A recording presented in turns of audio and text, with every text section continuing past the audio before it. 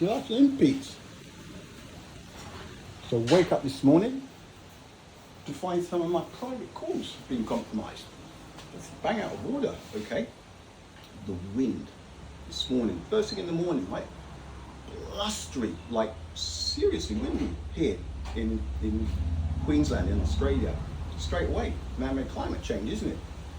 But, now this is about logic and common sense again, okay? This is the planet. Now, flat earthers, this is something, I'm making the planet round, okay? Not because it's something that I was taught, but because everything I have seen since I've been on this planet suggests that it is round. From what I've seen, I have not been up space, so I can't comment to that extreme. But from what I've seen, we are living on a round planet. All right?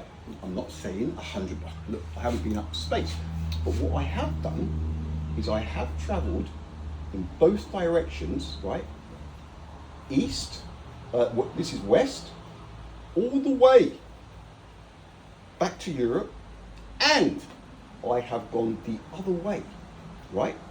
All the way, both ways, east and west, right? And more than once, I have gone as far as the Falklands, down to the south, right? And I have been up to Iceland in the north.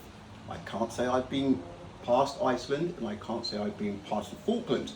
But east to west and west to east, I have circled the planet. It's a fact, I have, okay? So, for me it's round, but I am not. The door's always open, right? Because until some of us go up there and we physically see it, it's kind of reckless, right? I wouldn't bet my life on it, especially with all the stuff that's out. It makes you wonder.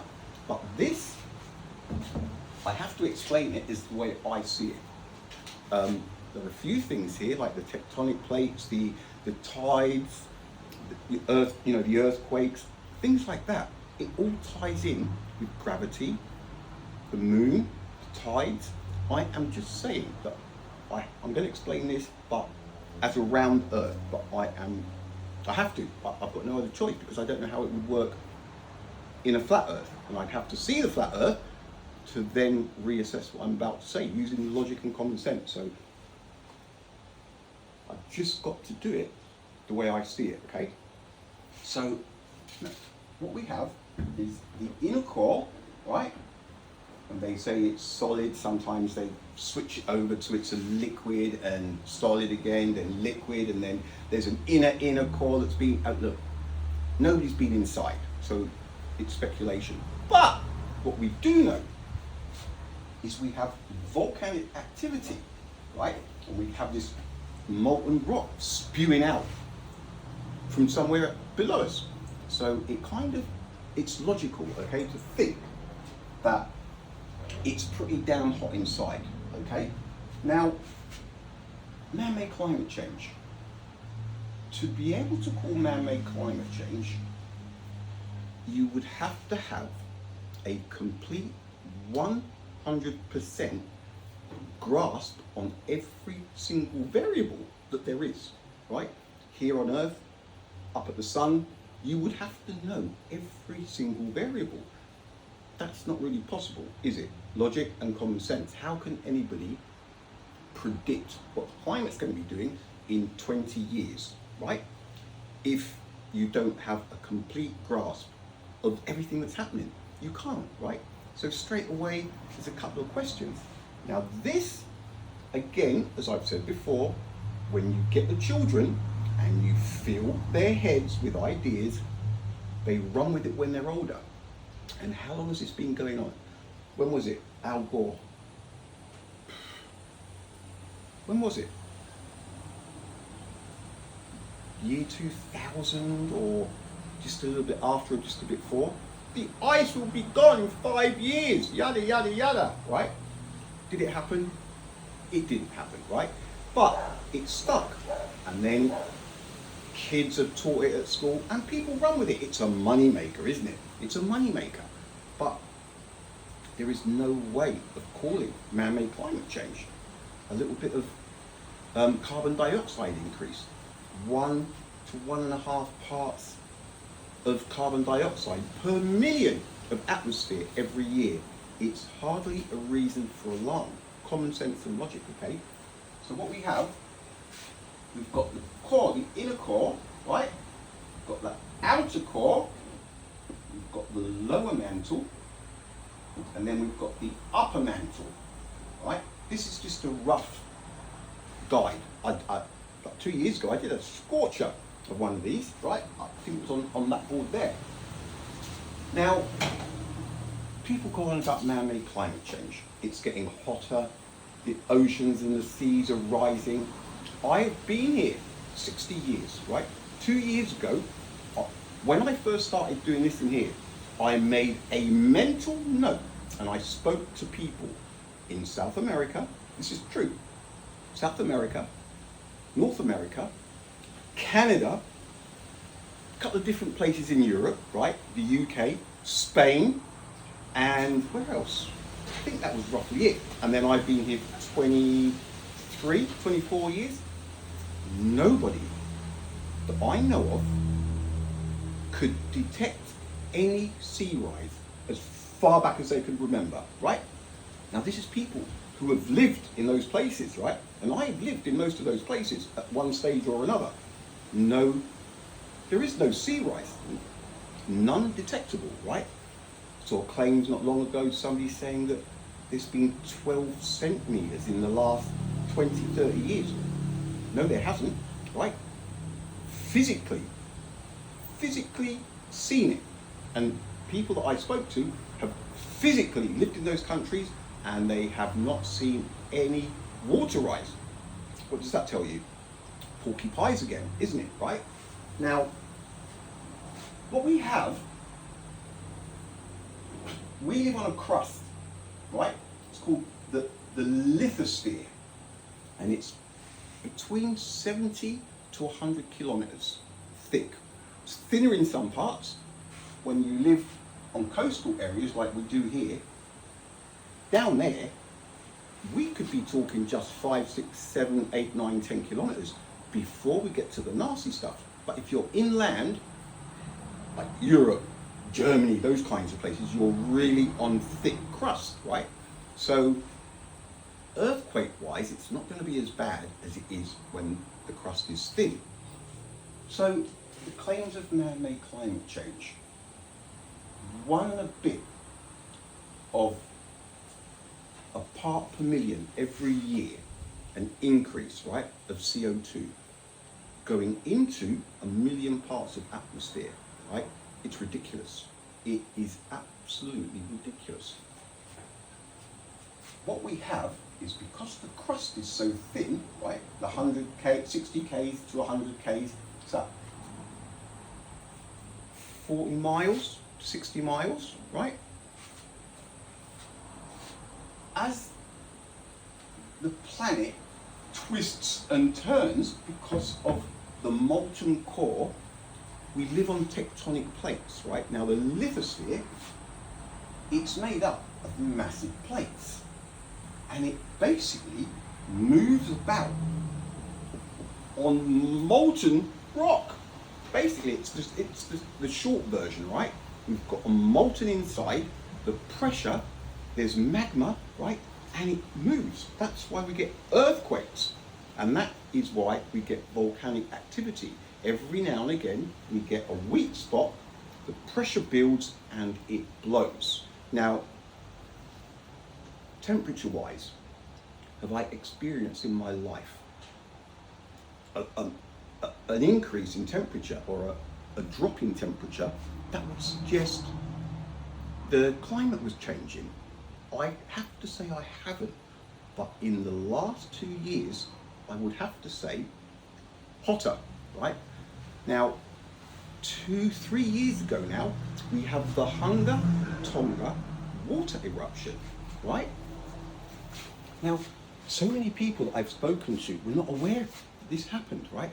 It was the biggest water eruption that the planet, on record, right? But the media gave it a quick 60-second blast, and that was it. Back to man-made climate change. Now, this Tonga, like, where are we? We are Samoa Tonga, right? Now, the Hunga Tonga water eruption, right? It was a big caldera under the water. I think it was something like a K or 2 Ks deep, and about 2 or 3 wide, right? And two or three long and about 2 wide. So what happened? The pressure of the ocean, the crust was thin, and it collapsed. And as the salt water went down, it just went boom. So we had what is called a water eruption. Now, this water eruption, initially they said about 120 million tons of moisture. Then it went up to about 150 million tons of moisture. The latest ones, they reckon, could be up to 170 to 180 million tons of moisture. It was punched through the troposphere, so we live in the troposphere. It goes up about 11 kilometers, where we see the planes fly, right? It's kind of the first layer of atmosphere, the troposphere. Then we have the stratosphere.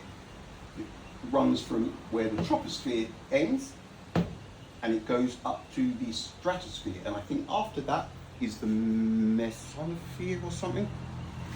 We're talking about the first two. So this moisture was punched through the 11 kilometers of the troposphere that we are, and it went into the stratosphere. They reckon, this was in January, it started rumbling in December 21, punched through in January 22, and they reckon that by May, June, July, the moisture had circled the globe, right, in the stratosphere. And it has been since then that we've seen all of the floods and the extreme heat. So what we have now, like, I haven't known it this hot, not in Australia. I haven't visited anywhere else to see, right? I grew up in Spain. If I went back to Spain now in the summer, June, July, August, it's probably roasters when you're under the sun, right? Because of the moisture in the atmosphere, it's the droplets, right? It kind of magnifies the sun. It's not so bad when it's coming up and it's at an angle because it kind of bounces. But when it's above you and it's shining down, the moisture droplets in the atmosphere increase the heat. And that is why we are getting this crazy, crazy heat. And in the winter, it's opposite. But there's so much moisture in the atmosphere that the deep freezes are lasting more, aren't they? All that moisture, freezing temperatures. Look at the US. It's been a few years now, isn't it? 2 or 3 years. Like the ice, it's just, and it's going on for 2-3 weeks, maybe even a month more than it usually does. That is the increase in moisture in the atmosphere that the Hunga Tonga water eruption created when it blew, right? It's a slam dunk. It's common sense and logic. That's what it is. I'm talking my own experiences. I've never known it this hot, right, in the summer. And even in the winter, when the sun's right above you, it's like there were some days it's like, sheesh, it's hot, right? That's only been in the last couple of years. So when I see this wind blowing and everything, and I say to myself, oh no, man-made climate change. See, I know it's not man-made climate change. It's a silly thought, right? Because nobody can call that. Nobody has the knowledge to call man-made climate change. Of course humans have screwed up, right? Probably plastic is the worst we've done, with the amount of animals that it's killing. Pollution, right? But this planet, they say, I don't, look, 4.6 billion years because of, what is it? Uranium-238, a half-life of whatever, right? I don't believe much of what they say. I think everybody knows that by now. But what we do know is it's ancient. How do we know? Because of the pyramids. There you go, okay? The water eruption, there are two main climate drivers.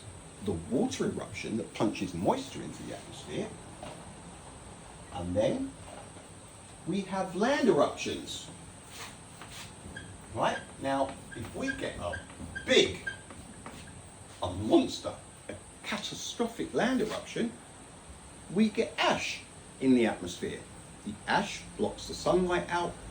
We cool right down. Oh, it's gone. Right? So we cool right down. Those are the main two climate drivers. And as we've seen, it doesn't matter how many electric cars you get, or if you turn to green energy, it's one hiccup from planet Earth, and it's all upside down. It's scaremongering, right? We have no control over the climate. We don't even know what's going to happen tomorrow. We don't. Nobody could say exactly what the climate's going to be doing tomorrow. Of course, they have a rough idea. They've got records that go back. Oh, but last year and the year before and the year before, and they look and they go, oh, yeah, well, there's this low here, but it's all give or take a few degrees. Every monster rain that this planet has ever had, right? They've never called it, like the ones that we had in Queensland. They don't a week before say, oh guys, we are gonna get slammed. They say, look, we've got some rain coming over, and then before you know it, when it's here, it just happens. And then funnily enough, after the fact, they've got all of the explanations in the world for everything, right? But they haven't before. It's a fact, right? They know more or less what's going to happen because the climate is more or less the same every year, depending where you are. Northern hemisphere, you've got the June, July, August, that's the summer months. Down here in the southern hemisphere, the June, July, August, it's the winter, it's the cold months. That's the way it is. That's what the equator's for. You've got northern and southern. So give or take a few degrees, you know what summer's going to be like. But when it comes down to catastrophic floods or unbelievable heat waves, there is no way of knowing until it's on top of us. So anybody who claims to know what the climate on the planet is going to be doing in a few years' time is telling porky pies, right? We're all in the same boat. None of us know. None of us know what's going to happen. I saw an article on, you guys have got on the west coast of the US, apparently there's a monster of a caldera. You've got a volcano under the water. If that blew, the same as the Hunga Tonga, and it's obviously going to be a water-based eruption, if it punches the same amount of moisture into the atmosphere that the Hunga Tonga did in 22, then we are going to be in a bit of strife because it's going to be so hot, right? People will probably die. The elderly, the not so healthy, when it gets to those winter months, it's going to be roasters. But when it gets to the summer months, it's going to be roasters. When it gets to the winter months, the moisture is going to create longer and longer cold snaps, right? Ice, snow, moisture. This planet, it's a sealed water system. We don't lose water, right? We do not lose water. It doesn't matter what happens, the water is never going to creep out into the atmosphere and go somewhere. It doesn't matter what happens, right? It's going to come up, it will get to about there, and it's going to drop back down. It's a self-sufficient ecosystem. It doesn't disappear somewhere.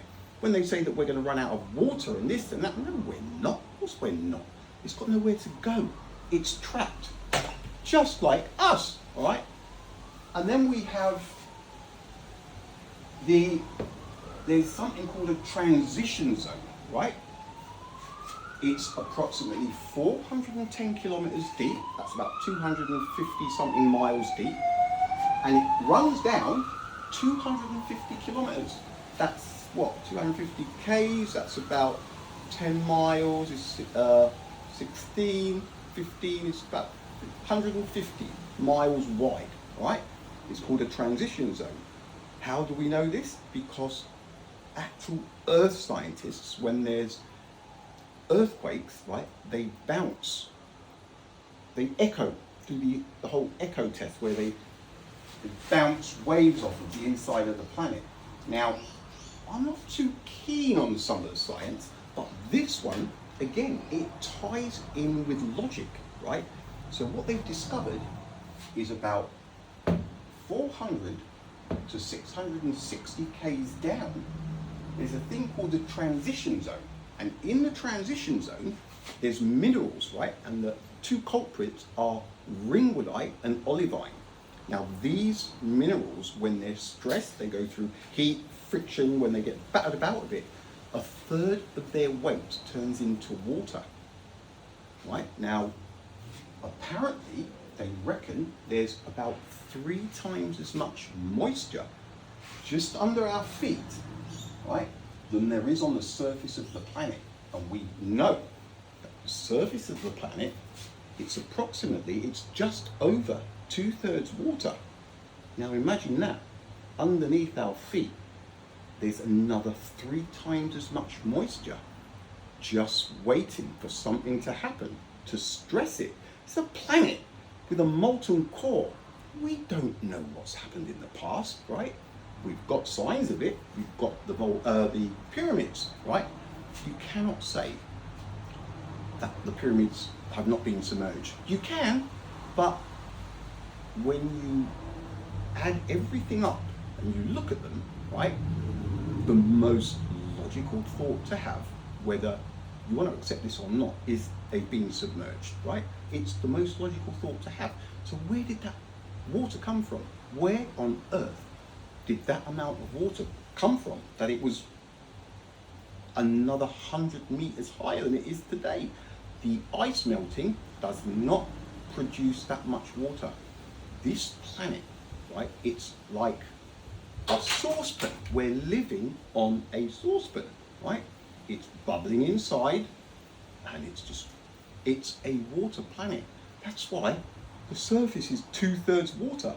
There are more artifacts under the ocean than there are in all of the museums put together, right? There's more stuff that we don't know about under what they've seen. There is more under the ocean than what there is in every single museum on this planet. Every now and again, this planet does one. We don't know what causes it, right? But it obviously happens. There are whale fossils in deserts all over the planet. Whale fossils, how would that happen, right? Listen, we're just visitors here, okay? And we're not here for that long on the scheme of things. But there are a lot of people who are making out they are a lot more intelligent than they really are. And one of the number one weapons is fear tactics, right? They get everybody worked up about something. Like I said, the children 20, 30 years ago, boom, boom, boom, man-made climate change. You go to your average 20 to 30-year-old now and ask them if they believe in man-made climate change. Of course they do, because it was taught when they were children. It sticks, right? The children are the future. If you can get them to believe something, you can steer the planet in whichever direction you want later, right? Because it sticks. You even trying to explain this, that there is no way anybody has that amount of knowledge to be able to call man-made climate change. It's a fact. You cannot do it. But the people that have been smashed with man-made climate change when they were kids, they're listening to what I'm saying now and they're going, where's this guy talking crap again? Right? Because it was taught. It was bang, bang, bang. It was on the news. It was just everywhere. Man-made climate change, man-made climate change. It's eased a little bit now, but it's still in the back of people's thoughts. Enough that governments are still Mickey Mousing around with electric cars and telling people that the planet's going to run out of fossil fuels. There are enough fossil fuels inside this planet. It will well outlast us, right? I don't think people understand how big this place actually is, right? A lot of people that fall for this stuff haven't even been out of the country that they live in, right? The planet is big. It's massive, right? There's enough here for everyone, right? It's the scaremongering it's the rumours, it's the this. Common sense is the ability to be able to differentiate between what is real and what is not real, and what is possible and what is not possible. The only way people are going to get a good grasp of reality is by keeping the children as free thinkers, not manipulating their thoughts when they're children so that they all tie in with the narrative, the current narrative that they want people to believe, right? So when I woke up this morning and saw the wind, and I was like, holding onto the bedpost thinking, man, it's climate change, no! But then I realised it's not logical to think that, right? And it's hardly common sense. So there you go. Give or take a few kilometres, I am happy with this. And I know there's going to be loads of people that are now going to go, what do you think? Yeah, right? Bring it. Common sense and logic. Common sense and logic, it works out all the big ones, right? Like the sun, absolute light. It's not the same as a freaking light bulb. So I know it's fucking absolute. I'm not stupid. I can see the sun in the sky for crying out loud. I was going to do all of this and then not have a quick peek. What? What do they say? 8 minutes and 20 seconds for what? For that? Are you serious? You can't be serious, okay? The ball was in by a mile. It's ridiculous, okay? It's 100% ridiculous. So when you know that the big ones, when you know that the big ones are what they are, when you hear people, relativity and, it defies common sense when you know the light from the sun is absolute. And it is. I'm not naive enough. I don't care what they say. 2 eyes, sun, right? Same as the pyramids. Of course it's, nothing is common sense. Nothing that ties in with the Egyptians is common sense because they're ancient. People don't want to believe it because they have been hammered with it since they were kids. I haven't, right? I'm self-taught kind of thing, I'm objective. One person will see something because it's what they're taught, even if it's illogical. We've seen that. It doesn't matter what it is. If you've been hammered with something since you were a kid, it sticks, right? And it takes a lot to find those things out when you're an adult. It's confronting to realise that you've been lied to about so many things, but that's what they do. Why do you think they control the planet like they do? Why do you think they manipulate people? Not everybody, but they can manipulate most people because they have been stuck in with the narrative of their particular country, right? So that's that. No more leaking of my personal phone calls, please, okay? You get me into big trouble, right? All right, peeps. Laters, have a great Saturday. How long is that? 28 minutes. That's good. All right. I'll sit here with my umbrella over my head and wait for the shit to hit me. Like peeps.